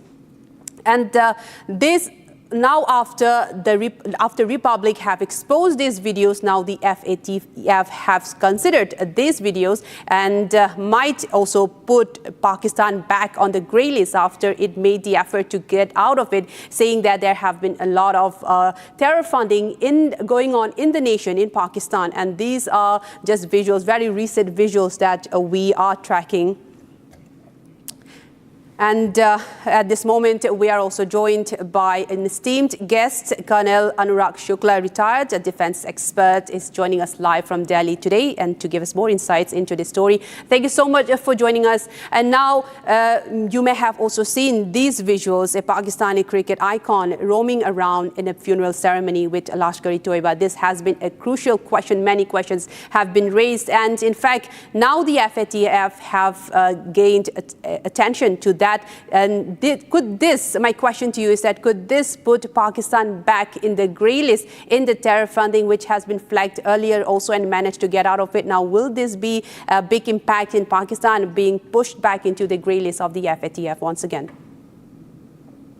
Definitely, what you are saying is very correct. It should lead to the Pakistan going back to the FAFT folds, because very many times we have seen that it is a state policy. Pakistan has been following this as a state policy, supporting the terrorists and financing them. If you see just last year in May 2025, when Op Sindoor happened, the exact terrorist location were hit, and the number of terrorists were found to be there as a bulk. And then when they died and when the funeral was taking place, at that time it was seen that the military and the politicians attending their funeral. And thereafter, when we came to know relocation of those terrorists is taking place in the remote areas of the Pakistan, those specific dates and time and places has also been revealed by the Indian Intelligence Agency as well as the World Intelligence Agency. Thereafter, still the Pakistan is in denial mode, and he is not ready to accept that these are the people who are actually causing trouble to their economy and their image throughout the world. This is known fact throughout the world that these are the terrorists who are engaged in terrorist activities, killing the innocent people all over the world, including India.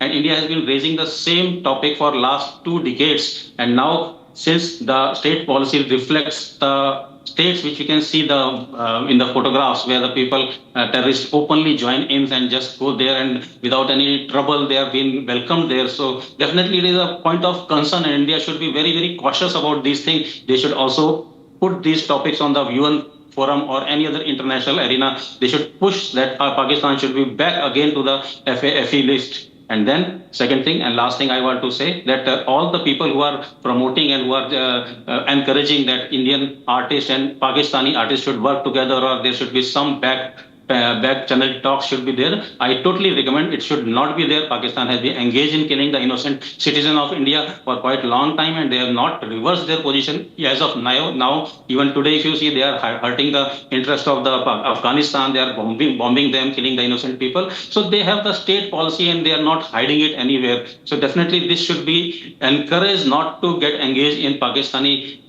state machinery, and then these people are reflection of their society as well as their state policy, and we should make sure that they should take a note of this what is happening in Pakistan, and definitely they should be put back into the FAFE list. Right. And also, Colonel Shukla, these are some of the visuals on our screen as well. Now, Shoaib Akhtar mingling with LET terrorists. Earlier, Arshad Nadeem also was seen mingling and talking very closely with LET terrorists. And even in 2020, we have seen a Pakistani cricketer, once again, Shahid Afridi. He was making very strong remarks against India. He was coming at a rally in Pakistan-occupied Kashmir. So we are seeing increasing moments and incidents of Pakistani sportsperson, global icons, giving these remarks and rubbing shoulders with terrorists who are, in fact, openly challenged India, carried out the 26/11 Pahalgam terror attack as well. Why should they be sidelined in this? Should they also be tackled? We are seeing that even the sports fraternity are being now spilled over into this, and there is no line. There is no line in Pakistan, be it politics or even in sports. It looks like it now. So what should be the response of India at this, even from the sports fraternity in this regard, sir? Surely there are few quarters in Indian sports fraternity where they claim that the sport should be de-linked from the political move and it should be continued. But I strongly recommend that this should be immediately stopped. As it is, we are not playing, but in the international forum like World Cups and place where we are forced to play. The Indian policy is very clear. We don't go there, we don't shake hands, but then someday, somewhere we have to draw a line. Should we continue with the aggressors, those who are killing our own innocent citizens? It has been a long policy from state as well as those artists or those sports players, sportsmen who are coming here on the pretext of increasing the man-to-man contact and all those nonsense which they keep talking. But on ground, it is not culminating into any peace talk or anything peace which is happening for last 30 years or 35 years, if I remember correctly. We have been fighting terrorists in our own land. We have not gone anywhere. They are the ones who are aggressively coming here and killing our own citizens. And these icons, sports icons like cricketers, always rubbing their shoulder with many of the terrorists, known terrorists, and then they are attending those parties, they are attending funerals. So definitely they should be highlighted, and Indian government has taken a very correct decision, like no talks can be go on until unless they leave the policy of supporting terrorists. So definitely we need to, as a citizen. Right.